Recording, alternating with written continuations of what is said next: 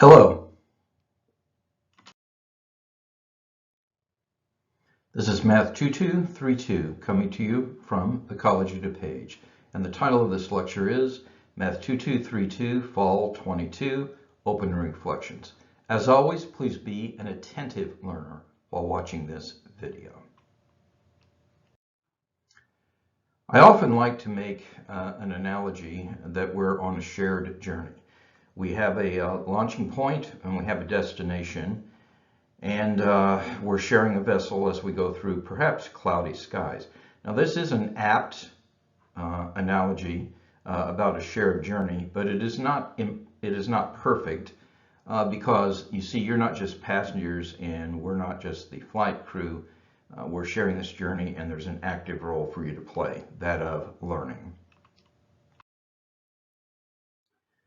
But we're blessed because we're going to get to study math together, and as Galileo said, mathematics is a language with which God has written the universe. And I agree with Galileo. I think God is a mathematician.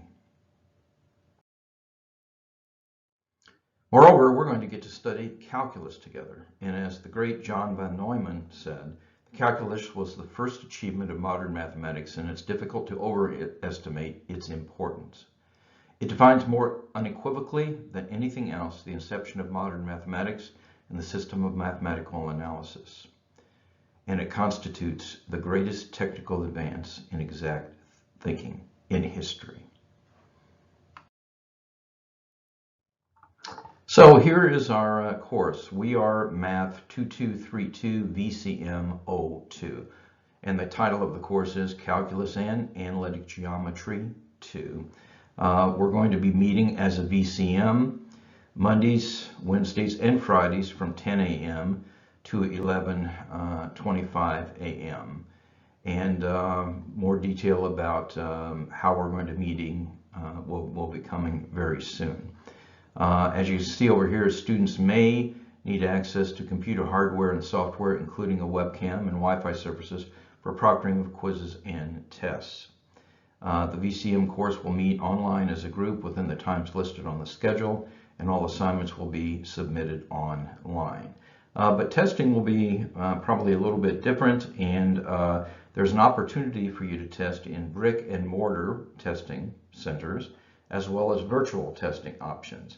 But the brick and mortar will be recommended for a couple of reasons that will make it easier for you and for me. But some of you will have to do the virtual testing options, and more about that later. But this is an element of making the analogy ongoing of turbulence in the sky. Again, it is manageable turbulence, but there will be some turbulence associated with that. The description of the course. So Math 2232 is applications of the definite integral, techniques of integration, indeterminate forms, improper integrals, sequences and series, Taylor-Maclaurin expansions, power series, conics, parametric equations, and polar coordinates. This is a 5-semester hour course, so it does have a huge impact on your grade point average, as well as being a prerequisite for what many hope to study as they go forward. So you want to take it seriously. Moreover, there are some prerequisites. And the prerequisites are COD Calc 1 with a grade of C or better, or the equivalent. And I do want to stress these prerequisites are in fact authentic. There will be remediation opportunities for you to review and get fresh again on Calc 1 topics, but we're not reteaching Calc 1. These prerequisites are authentic, and so you will be expected to be able to perform those tasks. This is the book of record. The math department studies and recommends this book. This is the book that you probably used in Calculus 1 and will continue using this as the book of record. It is Thomas's Early Transcendental Calculus. It's the 14th edition, and we're not going to do any of my math lab stuff, so the book only is the recommended text. Okay, a little bit about me. My name is Patrick James Bradley. My friends call me Jim. You can call me Professor Bradley or Jim. Any of that works. As I think about my life, I was born in Davis County, Indiana. That's way south in Indiana. And I look more or less like this, kind of like Santa Claus, I think, a bit. This is my third career. I had a career where I studied math and taught math at the Purdue University, and that was the first piece of my career, and I learned sufficient math, so there was no more math for me to learn at Purdue, so I went into industry. I worked for around 20 years. I started at Bell Laboratories and always worked for companies that were associated with the Bell system. And what I did there was applied mathematics and engineering. I did that and also managed groups that did that. And I was involved almost exclusively in exploratory product development. And then after that, I joined about a dozen years ago the College of DuPage, teaching mathematics here. I think I have taught, in fact, I know I have taught every math course that we have in the curriculum. So I've taught math of all sorts, and I'm a tenured full professor of mathematics here at the College of DuPage. Now, recently, during COVID, I did some reflection and I decided what really was important to me, and I came up with 3 things that were important to me. The first is to teach the highest quality course possible.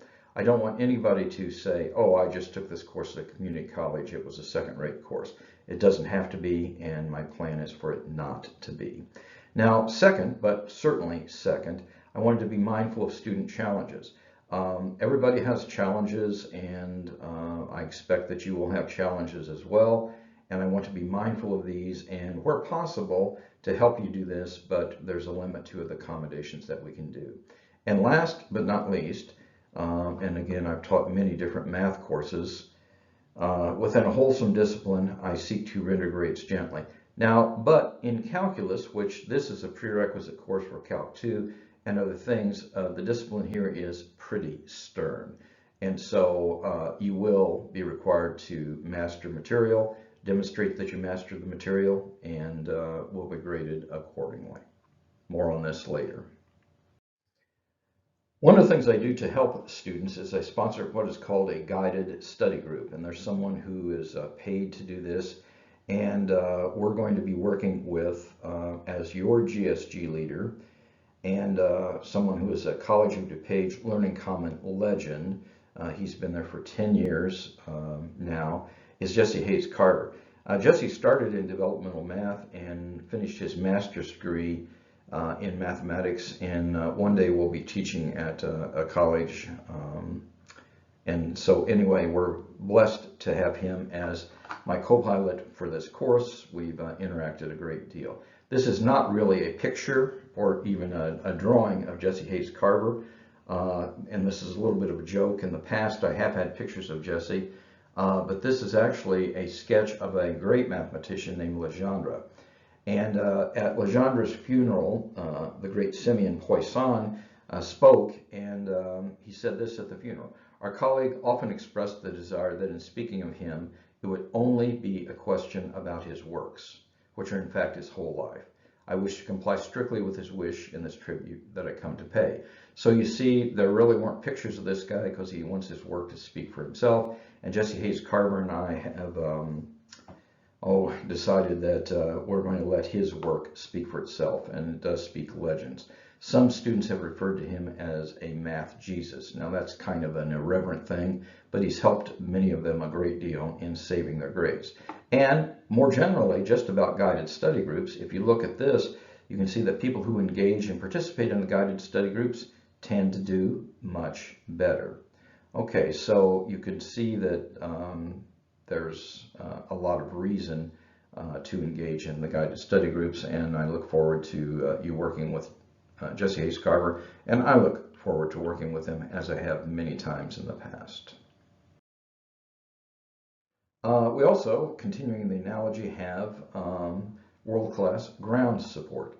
I often hang out in the Learning Commons in the math assistance area in there, and we have instructor level professionals ready 71 hours a week to help you with the homework and explain concepts. A tremendous asset. Here you can see that people in our course would fall into here, where people who engage in the Learning Commons have a 76% success rate, whereas those that do not have a 59% success rate. So again, that's important. And historically, I should note that Calculus 2 is a challenging course for students. And so serious and sustained engagement is required, beginning as soon as possible. So, engage and do well. That is what Jesse and I both hope for you. I do have to give you grades, okay? And by the way, I just finished teaching this in a VCM format at the end of the term. I'm not going to tell you what student it was, but a student responded at the end of the term when they did not get the grade that they wanted. They said, but I need to pass this to continue with my studies on schedule. Well, I'm going to encourage you to begin and end with this mindset, and this is sincere advice from me, focus on learning the material and the grades will care for themselves. Okay, there will be 3 primary and equally weighted grading components. There will be a series of low stakes assessment that I will add up and normalize to 100 points. That's going to be 1/3 of your grade. Students often ask me, well, how many of these will there be? I will answer that I don't know. That depends on how the course goes. There may be some clear air or turbulence to be determined, but there will be a low stakes assessment component. And if you engage in the course the way I hope you're able to, then this might actually be your highest of the 3 components. And then around midterm, we will have a high stakes assessment that will be proctored. You will know much more about this, but we'll normalize this to 100 points. And at the end of the term, we have a comprehensive final high stakes assessment, which also is normalized to 100 points. So you see there are 1, 2, 3 components to your grade, and they count 1/3 each. And there will be a rigorous standard of excellence required. So if you want to know, what's the grading scale at the end of the term, this is the one that we have. And again, so you want to keep this in mind and think about what you need out of this course and begin immediately.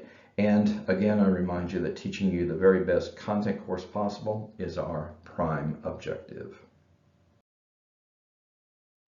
In closing, the road is long and it's a bit of a steep incline, but it's straight. And you know what's happening, and what waits beyond the horizon is much goodness.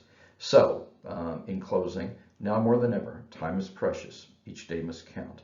Do the math. It will make you strong. And now more than ever, take care of yourself, because self-care is important. And now more than ever, take care of each other, because we're all in this together. God bless you all, and look forward to seeing you in class soon.